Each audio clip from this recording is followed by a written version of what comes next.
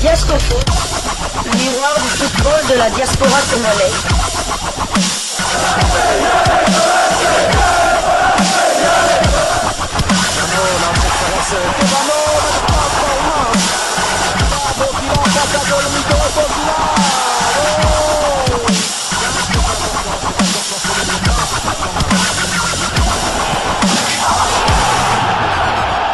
Diasco Foot, le miroir du football de la diaspora congolaise. Vous êtes sur Diasco Foot, le miroir du football de la diaspora congolaise. Diasco Foot vous dit bonjour, tout le plaisir est pour nous de vous retrouver, mais surtout de savoir que vous êtes nombreux en train de suivre votre chaîne YouTube dédiée uniquement aux footballeurs de la diaspora congolaise. C'est l'heure de partager avec vous quelques news que nous avons pu récolter pour vous, des news concernant certains de nos internationaux ou des binationaux qui se sont illustrés dans leurs clubs respectifs, et cela dans le cadre de cette troisième livraison sportive de ce dimanche 24 novembre 2024, une livraison que nous débutons par la Belgique, où l'on jouait la 15e journée de la Jupiler Pro League. Après avoir essuyé une cuisante défaite 4-0 avant la trêve internationale face à l'Union Saint-Gilloise de Noah Sadiki, le Racing Club de Genk s'est bien repris en l'emportant 3-0 face à Charleroi, ancien club de Joris Kayembe. L'international congolais était d'ailleurs titulaire, et ce pour la 16e fois consécutive cette saison. Le KRC Genk est premier au classement général avec 34 points. Il compte 11 victoires, 1 nul et 3 défaites. 31 buts marqués et 19 encaissés. Prochain match de Genk aura lieu le dimanche 1er décembre à Saint-Tron dans le cadre de la 16e journée de la Jupiler Pro League. Du côté de Charleroi, Isaac Mbenza avait débuté sur le banc avant de faire son entrée au jeu à la 85e minute. Charleroi est 11e au classement avec 17 points. Il compte 5 victoires, 2 nuls, 8 défaites, 14 buts marqués et 19 encaissés. Rappelons que Isaac Mbenza est toujours éligible pour jouer avec les Léopards de la République démocratique du Congo. Nous quittons la Belgique, dans cette fois du côté de UK en Angleterre, où l'on jouait la 12e journée de Premier League, championnat anglais de première division. L'international congolais Yohan Wissé Brentford se contente d'un partage réduit à 10 depuis la 41e minute de jeu. Brentford parvient tout de même à arracher le point du nul sur le terrain d'Everton. Score final 0 but partout. Yohan Wissé était bien évidemment titulaire avant d'être remplacé à la 72e minute de jeu. A noter qu'il s'agissait de sa troisième titularisation consécutive, portant à 727 minutes son temps de jeu sur les 1452 minutes possibles.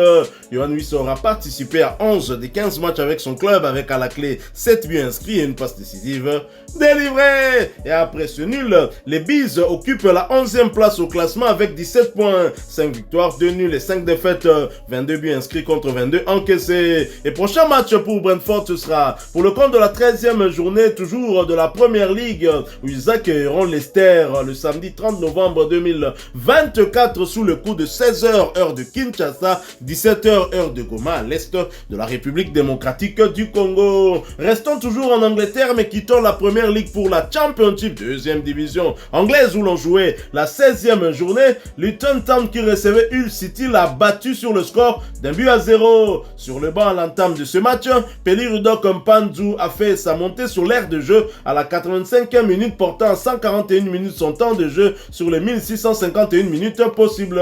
Peli Rudok Mpanzu a participé à 6 des 17 matchs avec son club.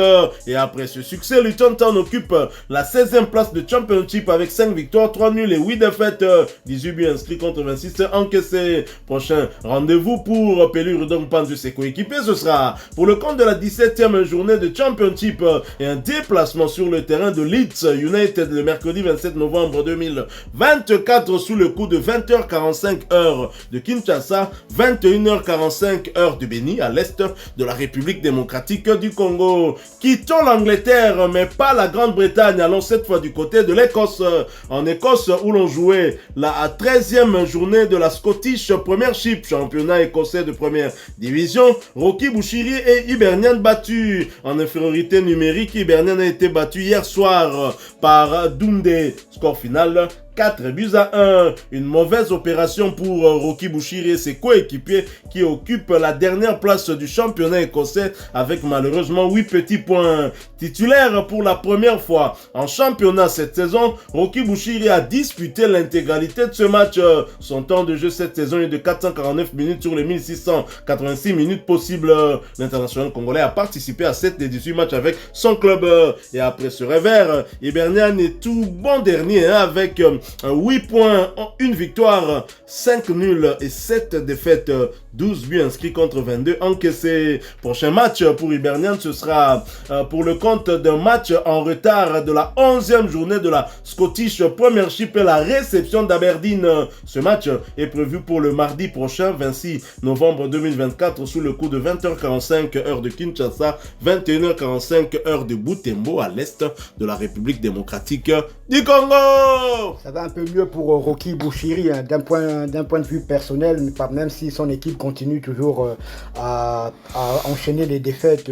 Là, il vient de jouer son première titularisation depuis le début de la saison. Il a joué l'intégralité du match et avant la trêve internationale, il était quand même rentré au jeu et cela faisait 8 matchs de suite qu'il n'avait pas joué. Donc, d'un point de vue personnel, c'est de bon augure pour lui, même si le sélectionneur national ne veut toujours pas lui donner la moindre seconde en match officiel. Nous quittons l'Écosse et la Grande-Bretagne pour la Suisse où l'on jouait la 15e journée de la Super League. Défaite du FC Sion 1-0 sur le terrain de Lausanne Sport. Timothy Fayulu était titulaire entre les perches du club valaisan. Malgré la défaite, il a tout de même réalisé 5 arrêts décisifs lors de cette rencontre. Son temps de jeu cette saison est de 1232 minutes sur les 1649. 13 matchs joués sur 17. Il a délivré une passe décisive et a réalisé 3 clean sheets cette saison. Le FC Sion est 8e de Super League avec 17 points. Il compte 4 victoires, 5 nuls et 6 défaites. 18 buts marqués et 19 encaissés. Prochain match, le FC Sion rendra visite au FC Winter Tour le dimanche 1er décembre dans le cadre de la 7e journée de Super League. Toujours en Suisse, Young Boys de Bern a été arraché le point du match nul sur le terrain de Lucerne. Meshak Elia n'avait pas débuté la rencontre mais était entré au jeu à l'heure de jeu. Ses stats cette saison sont de 1075 minutes sur 2201, 19 matchs joués sur 23 possibles. Il a marqué un but et délivré 2 passes décisives, toutes compétitions confondues. Young Boys de Bern est 9e de Super League avec 17 points, 4 victoires, 5 nuls et 6 défaites, 19 buts marqués et 24 encaissés. Le prochain match de Young Boys aura lieu le mardi 26 novembre. Il accueillera l'Atalanta de Bergame dans le cadre de la 5e journée de la Ligue des Champions. Rappelons que Young Boys de Bern est actuellement 34e sur 36 avec 0 points obtenus en 4 rencontres. Meshak et ses coéquipiers auront fort à faire face au dernier vainqueur de l'Europa League. Nous quittons la Suisse, nous allons cette fois du côté de l'Hexagone en France où il y avait un duel d'internationaux congolais. Dylan Batumbisika et l'AS Saint-Etienne se sont imposés devant Montpellier de Dimitri Berthaud et Saint-Etienne peut donc respirer. L'AS Saint-Etienne enregistre une victoire importante face à Montpellier, un concurrent direct pour le maintien. Score final 1-0 et le Mediasport.fr dans un article nous en dit un peu plus sur le film de ce match. Cet article est intitulé Saint-Etienne et de Troyes. L'AS SE a eu raison de Montpellier ce samedi dans le cadre de la 12e journée de Ligue 1 1-0. Pour la deuxième fois consécutive, l'AS Saint-Etienne est parvenu à s'imposer sur ses terres ce samedi aux dépens du MHSC. Après avoir eu raison d'Auxerre 3-1 et de Strasbourg 2-0 dans leur bouillant chaudron, les Verts l'ont emporté cette fois sur la plus petite des marges 1-0. C'est à la faveur d'une réalisation du jeune Marocain Bouchouari que les Stéphanois ont pu faire la différence. Cela tout juste au retour des vestiaires d'une reprise ajustée difficilement lisible pour le portier et Payadin. La seule et unique banderille plantée dans un match par ailleurs engagé et équilibré pour Montpellier qui venait tout juste de stopper l'hémorragie au détriment de Brest 3-1. La chute est brutal et laisse le club flanqué de la lanterne rouge à 3 points de la ligne de flottaison, à 6 longueurs de son adversaire du jour, une SSE qui réverdit un peu et se hisse provisoirement en 13e position. Titulaire, Dylan Batumbisika a disputé les 90 minutes de cette partie alors que du côté de Montpellier, Dimitri Berthaud est malheureusement resté sur le banc. Après leur succès, les Stéphanois montent provisoirement à la 13e place avec 13 points tandis que les Montpelliérains restent derniers avec 7 unités. Nous restons toujours en France mais nous quittons la Ligue 1 pour la Ligue 2. En Ligue 2, deuxième division française où l'on jouait la 14e journée, Fabrice Ntsakala et Annecy arrachent le point du nul sur le terrain du leader. En déplacement sur le terrain du Paris, le leader du championnat, le FC Annecy repart avec le point du nul. Score final 0 but partout. Titulaire, Fabrice Ntsakala a disputé l'intégralité de cette rencontre et cela pour sa 4e fois consécutive. Et bien évidemment, Fabrice Ntsakala qui a joué il y a très longtemps avec l'équipe nationale voit son temps de jeu porté à 919 minutes sur les 1441 minutes possibles. Il aura participé à 12 des 15 matchs avec son club.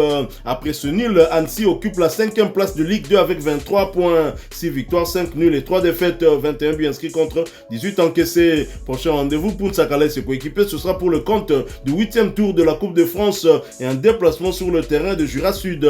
Ce match est prévu pour le samedi 30 novembre 2024 sous les coups de 16h heure de Kinshasa, 17h heure d'Aru à l'est de la République démocratique du Congo. Voilà qui met un terme à cette 3e livraison sportive de ce dimanche 24 novembre 2024. Si vous l'avez aimé, laissez-nous un maximum de j'aime. Merci de partager avec nous en commentaire votre point de vue. Abonnez-vous sur cette chaîne Diasco Foot parce que nous sommes le miroir du football de la diaspora congolaise.